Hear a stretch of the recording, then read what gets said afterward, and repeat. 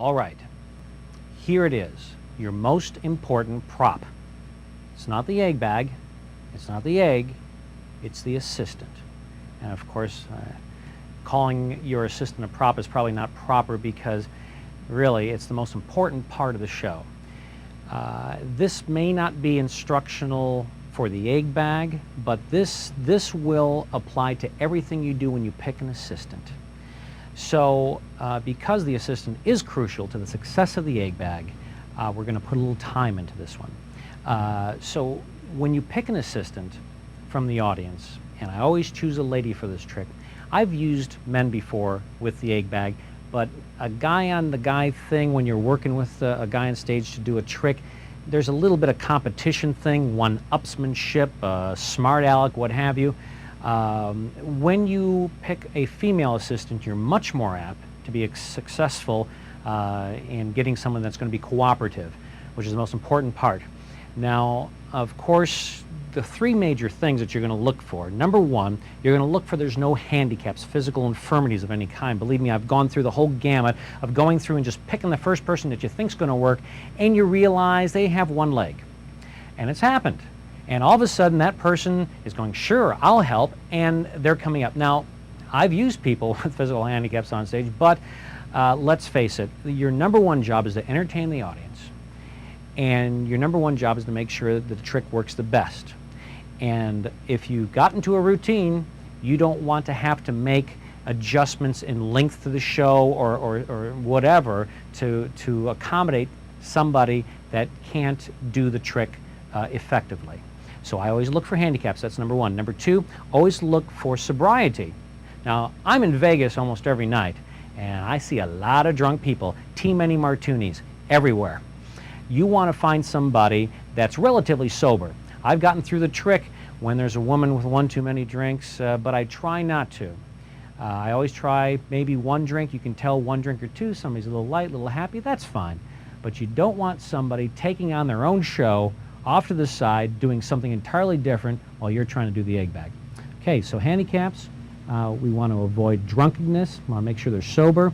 And the willingness. Now, I've seen so many magicians do this. Please do not fall into the habit of taking somebody that doesn't want to come on stage. There's nothing worse than bringing an assistant, a guest of yours as a performer, on stage with you and having them not want to be there.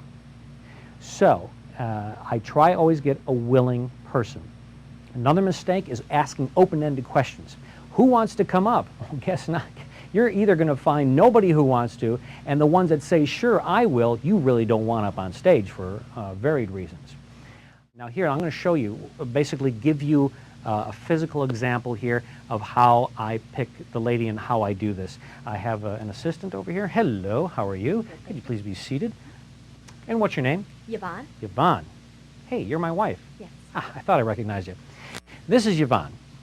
Now, I'm going to act as if I don't know Yvonne, but I want to pick her up, so to speak. And so she's the one that I want to use. Now, number one, a lot of magicians will take for granted manners. They will take a microphone and just shove it in somebody's face, which makes the woman go, no, don't, I don't want to be, or I invade their space. When you get too close to somebody that you don't know and you just move right in, you're invading their space. They always say there's about a 2-foot bubble around a person that you should not invade their space. And once you do, it becomes a whole nother level of a relationship there. So what I do is I always make my whole gestures, my whole self, as being a little bit hesitant, a little bit shy myself, and being very careful. I always say, well, we need somebody, hello, how are you, nice, and I'm always saying niceties. And then when I find the person that I want, I say, hello, how are you? And I show a little bit of restraint. I go, what is your name? And then I very carefully bring the microphone to the woman, not to scare her, not to abruptly, a shock her or anything, and she'll tell your name. And now, right when she replies, what's your name? And she says, Yvonne, then I know, hey, things are on a good level, okay? So I show respect, and I show restraint. Always asking niceties, saying your name, thank you very much. I don't say, would you like to come up? Because that's an open-ended question that you don't want to get into. I say, please help me. Is that okay? And now I always want to hold gently. You're not going to pull, you're not going to tug. Remember, this is a lady. Treat her like a lady. Manners. Now, when I ask her to stand up, could you stand up? She stands up just for a moment. You always hold on.